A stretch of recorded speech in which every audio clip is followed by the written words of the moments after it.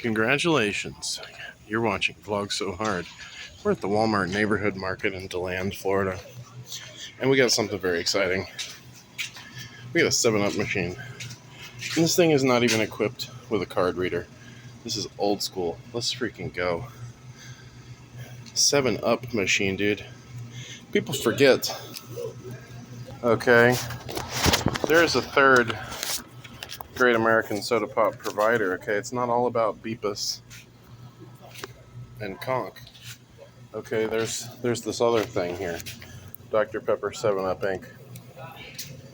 So, I got some cherry kind of 7-Up here with antioxidants, maybe?